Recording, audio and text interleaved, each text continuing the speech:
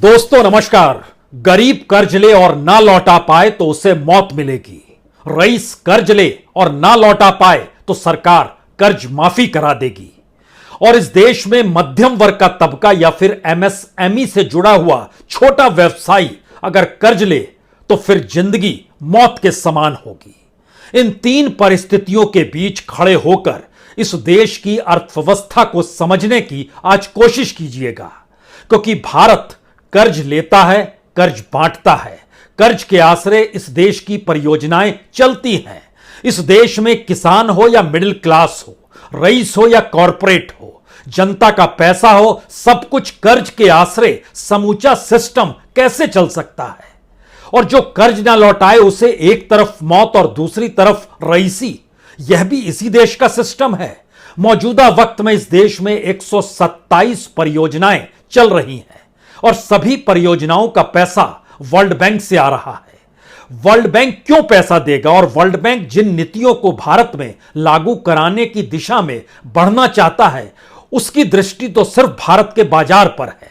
वो चाहता है कि भारत एक बाजार में तब्दील हो जाए और भारत चाहता है, यानी देश में सत्ता संभालने वाली सत्ता चाहती है कि दरअसल कर्ज मिलता रहे और जो भी नीतियां हैं हम लागू कराते चले जाएंगे। हमें इसकी फिक्र नहीं है कि इस देश को अपने पैर पर कैसे खड़ा होना है। हमारी फिक्र यह है कि जब तक हमारे पास सत्ता है तब तक पैसों की कमी होनी नहीं चाहिए, ना हमारी रईसी में, ना हमारे गवर्नेंस के तौर तरीकों में।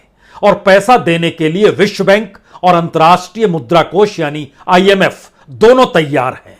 किन किन योजनाओं में कितना कर्ज का पैसा लगा हुआ है और जितना कर्ज भारत पे बढ़ता चला जा रहा है उसमें बैंकों का योगदान कितना है।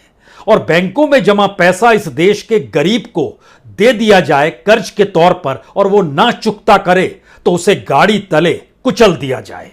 और एक छोटा व्यवसायी अगर कर्ज दे पाने में सक्षम ना हो पाए तो उसकी सारी संपत्ति को कौड़ियों के मोल किसी दूसरे के हवाले कर दिया जाए। लेकिन रईसों पर कोई आंच आनी नहीं चाहिए, क्योंकि भारत की पहचान वर्ल्ड बैंक और IMF के भीतर एक बढ़ते हुए चकाचौंध भारत की दिशा में है। लेकिन कभी मौका मिले तो विश्व बैंक की उस रिपोर्ट को पढ़िए, जिस रिपोर्ट में वो बहुत साफ तौर पर लिखता है कि 1947 में भारत की पहचान निम्न आय के तौर पर थी, आज निम्न मध्य आय वर्ग के तौर पर है। यानी उस समय एकदम लोअर थे, अब लोअर मिडिल में आए हैं। अभी भी मिडिल परिस्थिति में नहीं है, लेकिन प्रधानमंत्री ने लाल किले के प्राचीर से विकसित देश को बनाने का सपना इस देश को दे दिया है और उसकी एवज में बाजार चाहिए। वर्ल्ड बैंक की पॉलिसीज को इस देश में लागू कराना होना चाहिए और कर्ज के आसरे इस देश को धीरे धीरे चलाते हुए कभी 5 किलो अनाज, कभी नल से जल, कभी MSME को रियायत, कभी गंगा की सफाई, ऐसी दर्जनों योजनाएं हैं जो इस देश के जरिए नहीं बल्कि वर्ल्ड बैंक की जरूरतों के हिसाब से चलती है।